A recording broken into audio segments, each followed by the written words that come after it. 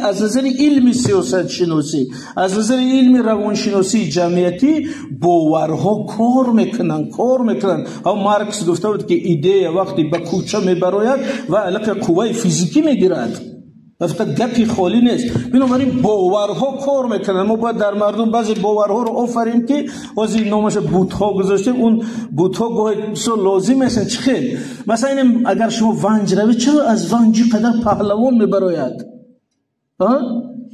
مثلا نوعی دیگر هم هستن که خیلی بزبالا مردکو هستن، لیکن از ونج پهلوان، چون که در ونج قدر روایت و گفتار و قصه درباره پهلوان هست که اکی فلانی میخه بود، این خیرس زده بود، این غول زده بود، این دیو زده بود، این 10 کس زده بود. یعنی یک قهرمانوی دارن که اکثرا از روی پهلوانان. بنابراین هر یک ونجی هم میخه کلام میشه که ما هم یک پهلوان میشم. این یک روحیه محلی است که همونجا بینید در سالهای اخیر 10 نفر قهرمان جهان برآمده شده است از همین یک نوعیه دوردست کوهستان. از یک همین اویله محمد بکر 2 قهرمان جهان. چرا میشن؟ چون که در درون محیط او مردم انمی گشتینگیری، پهلوانی، مردانگی، قهرمانی همچون ارزش کار کرده استوده است. انا برای همین من همون تزیسی که امروز میخوام بگم که تاجیکان از اول جهان بینی علمی داشتند، همین رو ما باید به یک ناراتیو یا روایت ملی تبدیل کنیم.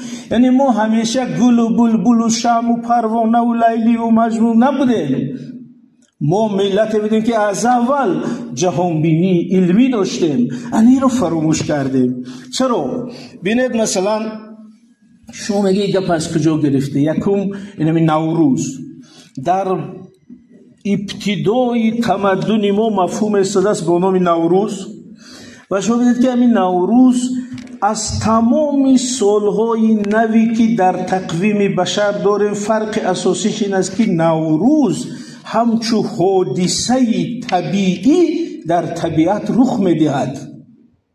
و نوروز نه در اساس یکون دین است، نه دیالوگ است، نه تولد مریم است، نه تولد عیسی است، نه هجرت کسی است، نه مرگ کسی است، بلکه در اساس حساب دقیقی گردش و قانونمندی طبیعت لحظه فرارسی برابری، لحظه فرارسی گردش نوی طبیعت رو حساب کرده، سال نوش معین کرده است. پس این ملت است که 5000 سال پیش قانونمندی گردش طبیعت می دانسته است، در حالی که ملت های دیگر سالهای نوشون در اساس یکون ایدئولوژی سیاست، یکون حادثه، سال فیل، سال چی تعیین میکردن.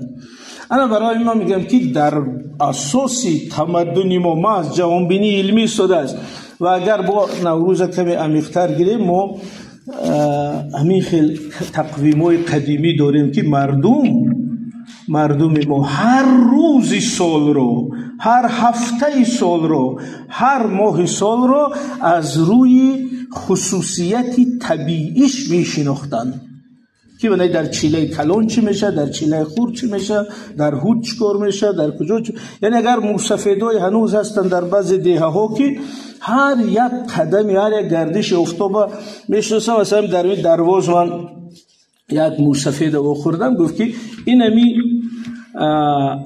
انجیری روی حولیمون برای ما تقویم است.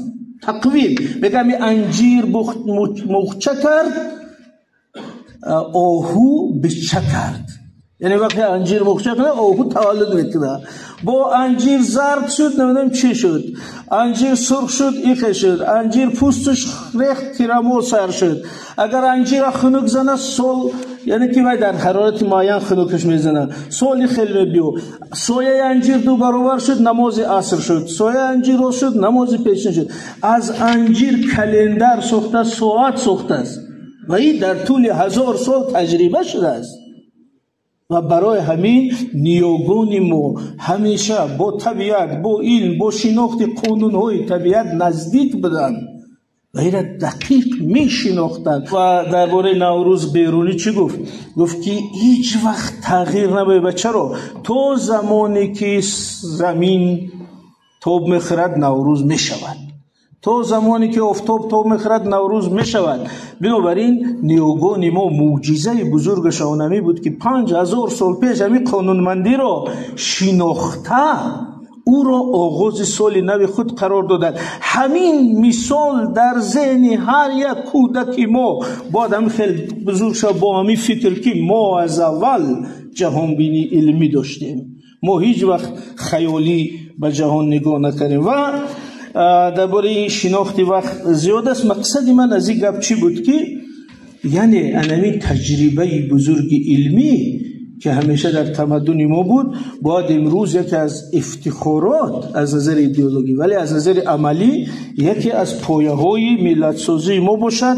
این یک. و علاوه بر اون چیزی که در فرهنگ مردمی است، در ادبیات کلاسیکی، در علمی رسمی ما چقدر ملت علم بنیاد هستیم. مثلا شما خیلی عادی بگیرید، مثلا میگیم که اینا خوارزمی بنیادگذاری الگبرا، مثلا بیرونی بنیادگذاری گئوگرافیا، سینا بنیادگذاری طب، اینا رازی بنیادگذاری خیمیا، میگیم خیام بنیادگذاری کیهان و تقویم، ابو محمد خوجندی اختراع کننده استرلاب.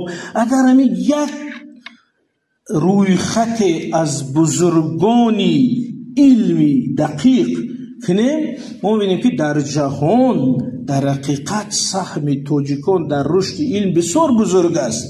ما هیچ وقت مثل امروز استعمال کننده دانش خارجی نبودیم، ما استحصال کننده و صادر کننده دانش بودیم.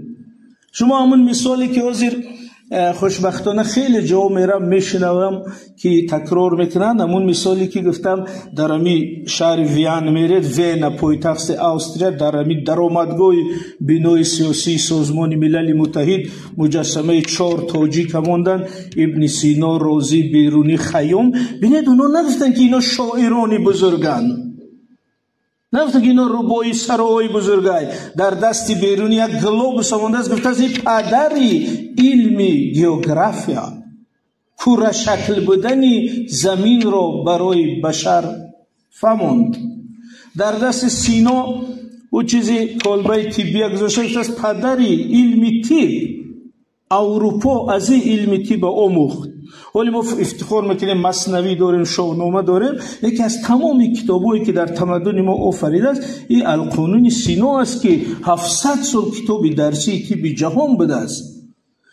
یا یکی ما میریم اونجا خیام مانده است که این خیام پدری تقویم، یا که زکریای رازی مانده است که این پدری علم خیمیا، سپیرت اختراع کرده است، انا تقطیر اختراع کرده است. خلاصه وقتی این گونه نگاه کنیم، من میخواستم که ما این فرهنگ گذشتمون رو یک بار بازخوانی، باز فکری، باز اندیشی کنیم، از این نظر که همون جنبه علمیش برجسته تر کنیم. ولی ما جنبه ادبیش برجسته کنیم. مثلا ببینید همین کتاب ادبیات میکشیم، عمر خیام ربوی سرای بزرگ، در حالی که ربویات خیام همگی 1% ایجادیاتش نیست.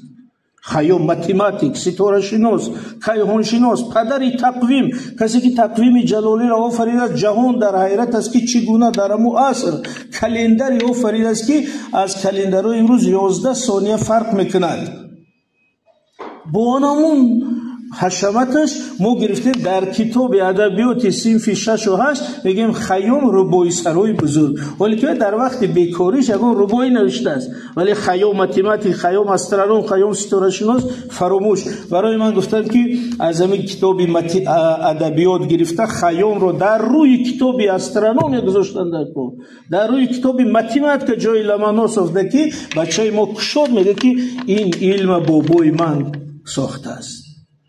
بیرونیش هم خیلی، سینا هم خیلی، بله انا استاد دقیق گفتم، بود ساخته او رو پرستش کرده، خود در پیش او عاجز نباشیم، بلکه او را نمونه الگو قرار داده در تربیه نسل نورس. بگیم که بچه تو فرزند سینایی، تو فرزند بیرونی، تو همین خیلی. بنابراین این روایت ها از نظر ملت سازی بسیار مهمه و همین که پیشوای ملت اخیراً چند اقدامی بسیار جدی کردن. 20 ساله آموزش علمی دقیق یا که آزمون علم فروغ معرفت یا که اعلان سالهای اقتصادی رقمی و اینواتس، اینا همش یک تلاش است که دوباره همون جهانبینی علمی و جایگاه علمی خود را دریابیم. همین ما هم خشیدیم که بسیار اینا را یک چهره ادبی فرهنگی تصور میکنیم، در حالی که اینا چهره‌های بسیار جدی علم بودن، علامه ها اکادمیک های زمان خود در سوی علمای دقیق بودن و در وقت تفریح آثار ادبی هم دارن. خب برای همین افتخار چرا مهم است؟ یک مثال میارم، شما ببینید که ما یک بار با همین هیئت تاجیکستان رفتیم فرانسه، در بالای دانشگاه سوربن هم نوشته است که علم قدرت است. همون ترجمه ما نشان داد که ببین میشل فوکو در عصر 19 گفته است که علم قدرت است. همین هیئتی رو همش روچکچش برآورده امر می نویسه علم قدرت است. با دیگرش با حیرت میگن ببین میشل فوکو چه گفته است، علم قدرت است. همه شما دادن و من میگم برادر همین را 1000 سال پیش بابای تو گفته است که توانا بود هر کی دانا بود.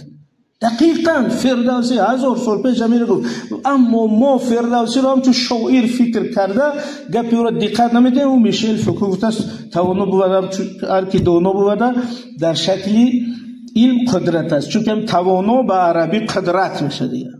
بنابراین وقتی که اون گذشته علمی و افتخارانه ندانیم شیفته میشیم با قدرت های دیگر. بنابراین ما بسیار داریم گپای مهم، مثلا همین یک گپی که هر روز میگویم اگر از نظر اینمی صحبت امروز از نظر ضرورت های امروز نگاه کنیم، مثلا رودکی چخی میگفت تا جهان بود از سری آدم فراز، بعد آخرش میگه دانش اندر دل چراغ روشن است و از همه بد بر تنی تو جوشن است. یعنی میگه که دانش علم عامل مهم امنیت است، از همه بدها از همه تهدیدها برای تو جوشن است. این از اسرائیل ساخت از ژلزنی کوپل که جوشن راکت ها میگیرد، یعنی از همه تهدیدها دانش برای تو یک عامل حمایت کننده است و از همه بد بر تنی تو جوشن است. یعنی بسیار گپایی داریم که اگر اونها را به کار درآوریم، اگر او را زنده کنیم، روحیه و جهانبینی ملی ما خیلی قوی میشه و ملتی که اکنون بنیادش همین خیلی علمی است نباید خیلی خرافاتی باشه امروز. و چون اهل علم اینجا است، من یک مثال میگم که شما ببینید همین اخیراً فالبینا رو بازداشت میکنند. یک زنه که فالبین از قرغان تپه بازداشت کردن، برای نزد همین فالبین رفتن تا 1 ماه نوبت بوده است. برای نزد او رفتن تومارگیری، تشتاگیری، دعاگیری، یک فالبینه. انا که وقت شما عالم اکادمی کارمند استاد دانشگاه از پشت در فالبین میگذاره که مردم نوبت ایستاده است، اونجا باید اندیشه کنیم که انمی پیروزی خرافات است. پس اون قدر زحمتی ما، قدر 10 سال در مکتب، 5 سال در دانشگاه، در اکادمی، در کجایی قدر کار میکنیم، چه شد که مردم در پشت در فالبین 1 ماه نوبت میستاده است؟ انا این ویزف یا که چی میگم یک چالش برای همه ماست که علم ما تو کجا حاضر کار کرده است که پس این باخت ماست. بنابراین یک عبید زاکانی یک حکایه حجوی داره، یک لطیفه میگه طبیبی از نزد گورستان میگذشت، روش پنهان کرده میگذشت. بعد گفتن که چرا تو از نزد گورستان میگذری روی تو پنهان میکنی؟ میگه آخر همه عیده است من مردگی است. همین برای همین وقتی پشت در فالبین دیده مردم نوبت است که این همین نتیجه کاری ما است. من استاد، من اکادمیک، من زیایی، من نمیدونم دانشگاهی چکار کردم که این رفته از پشت در فالبین نوبت ایستاده است؟ این مسئله بسیار مهمی ماست و خلاصه گپ ما همین بود که اگر جهانبینی خرافاتی بر علمی غلبه کند و اگر جهانبینی دینی و خرافاتی بر جهانبینی ملی غلبه کند، سرنوشت دولت زیر سوال میشد و اگر دولتی ما شکست خورد، این ملت دیگر یگان پناهگاه ندارد. این آخرین جایی است که من ایستاده، این وطنی من، این پناهگاه من گفته میتوانیم و همین 1% ماندگی در گرم هوشیاری سیاسی و جامعه علمی ماست. تشکر. سلامت باشید.